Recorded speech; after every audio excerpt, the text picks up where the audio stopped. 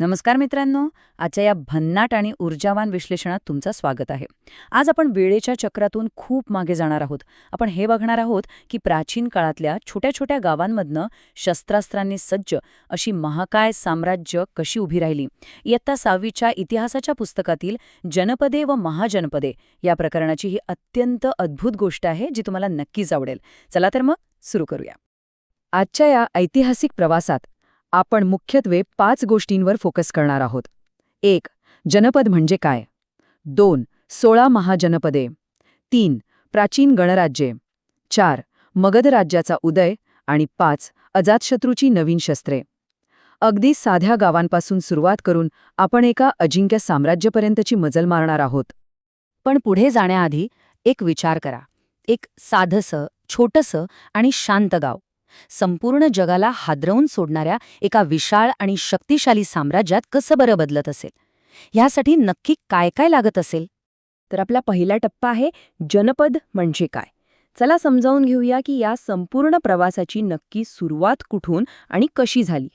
इसवी सन पूर्व 10,000 ते इसवी सन पूर्व 600चा तो काळ म्हणजे उत्तर वैदिक काळ. या काळात माणसाने आपलं भटकं जीवन सोडून दिलं होतं. ते आता एका जागी स्थिर राहायला लागले.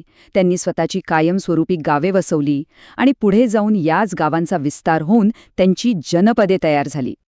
आता जनपद म्हणजे नक्की काय?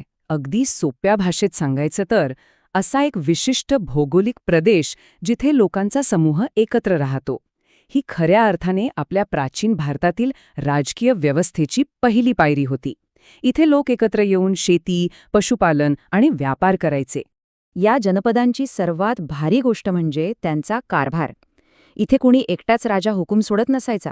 प्रमुखाच्या नेतृत्वाखाली एका जमातीचे लोक मिळून मिसळून राहायचे. कोणताही मोठा निर्णय घ्यायचा असेल तर गावातील अनुभवी आणि ज्येष्ठ लोकांचा सल्ला हमखास घेतला जायचा. थोडक्यात सांगायचं तर हे सगळं काही परस्पर सहकार्य आणि टीम वर्कवर चालायचं. आता वळूया दुसऱ्या टप्प्याकडे, जिथे स्पर्धा प्रचंड वाढली. 16 सामर्थ्यवान महाजनपदे. जसजसा काळ पुढे गेला तसतशी इसवी सन पूर्व 6व्या शतकापर्यंत काही जनपदे व्यापार आणि सैन्याच्या बाबतीत खूपच ताकदवान बनली. मग त्यांनी काय केलं तर आपल्या आजूबाजूचा प्रदेश जिंकून स्वतःच्या राज्यात जोडायला सुरुवात केली. अशा प्रकारे प्राचीन भारतभर पसरलेली अशी 16 विशाल राज्य तयार झाली, ज्यांना आपण महाजनपदे म्हणतो. या काळातली काही सर्वात प्रमुख महाजनपदे आणि त्यांच्या राजधान्यांची नावं ऐकली तर लक्षात येईल की ही किती मोठी केंद्र होती. काशीची राजधानी वाराणसी, कोसलची श्रावस्ती, अंगची चंपा आणि मगधची राजगृह. ही शहरं त्या काळात व्यापाराची आणि संस्कृतीची एकदम मुख्य केंद्रे म्हणून नावारूपाला आली होती. आपला तिसरा टप्पा खूपच रंजक आहे, प्राचीन गणराज्ये आणि लोकशाही. कारण या सर्व प्रदेशांमध्ये कारभाराची पद्धत सारखी नव्हती. तुम्हाला वाटेल की या सगळ्या राज्यांमध्ये फक्त राजाचीच सत्ता होती, तर तसं नाहीये. इथे 2 प्रकार होते. एक म्हणजे राजसत्ताक, जिथे सर्व सत्ता एका राजाच्या हातात असायची. पण दुसरं होतं गणराज्य. इथे सत्तेचे अधिकार कोणा एकाकडे नसून निवडलेल्या ज्येष्ठ नागरिकांच्या आणि योद्ध्यांच्या एका मंडळाकडे असायचे. म्हणजे सत्तेचं एकदम उत्तम विभाजन. विचार करा, आज आपण जशी इलेक्शन घेतो तसंच काहीसं तेव्हाही व्हायचं. हे लोक राज्याचे मोठे निर्णय घेण्यासाठी चक्क लोकशाही पद्धतीने सभा घ्यायचे. त्यांच्या या सभागृहाला संथागार म्हणायचे. आणि मतदानासाठी काय वापरायचे माहितीये? शलाका नावाच्या रंगीत काड्या. जो अधिकारी हे मतदान घ्यायचा त्याला शलाका ग्राहक म्हणत. किती प्रगत विचार होता ना हा. आता येतो आपला चौथा आणि सर्वात महत्त्वाचा टप्पा, मगध राज्याचा उदय. या 16 महाजनपदांमधून शेवटी एकच राज्य सर्वात मोठी महासत्ता बनलं आणि ते होतं मगध. पण एवढ्या राज्यांमध्ये मगधच का? ते नुसतं नशिबाने मोठे झाले नाहीत बरं का. त्यांनी अत्यंत कल्पकतेने विस्तार केला. त्यांच्याकडे गंगा नदीकाठची सुपीक जमीन आणि व्यापारासाठी उत्तम जलमार्ग होते. महत्त्वाचं म्हणजे तिथे लोखंडाचे साठे होते, ज्यातून त्यांना उत्तम आणि प्रगत शस्त्र बनवता आली.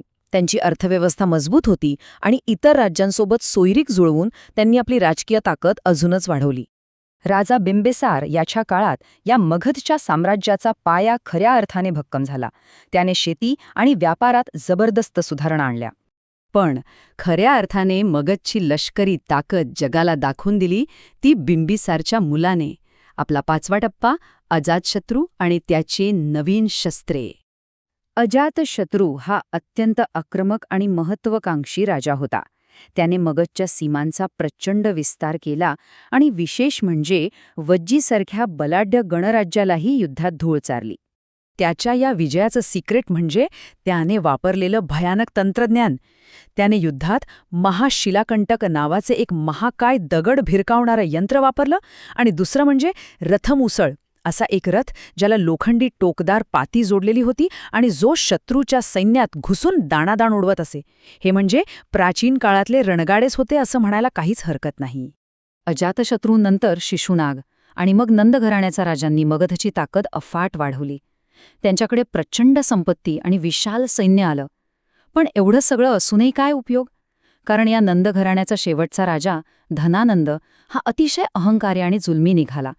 त्याच्या भ्रष्ट कारभारामुळे प्रजेमध्येच त्याच्याविरुद्ध प्रचंड राग आणि असंतोष निर्माण झाला. आणि मित्रांनो, इथेच आपला आजचा हा प्रवास एका मोठ्या प्रश्नावर थांबतो. प्रजेच्या या रागाचा फायदा घेऊन आर्य चाणक्य आणि एक तरुण चंद्रगुप्त मौर्य ही जोडी या जुलमी सत्तेचा शेवट कसा करतील आणि भारताच्या इतिहासातील सर्वात महान अशा मौर्य साम्राज्याची स्थापना कशी करतील हे आपण नक्कीच पुढे कधीतरी बघू. आजच्या या रंजक विश्लेषणात सोबत असल्याबद्दल धन्यवाद.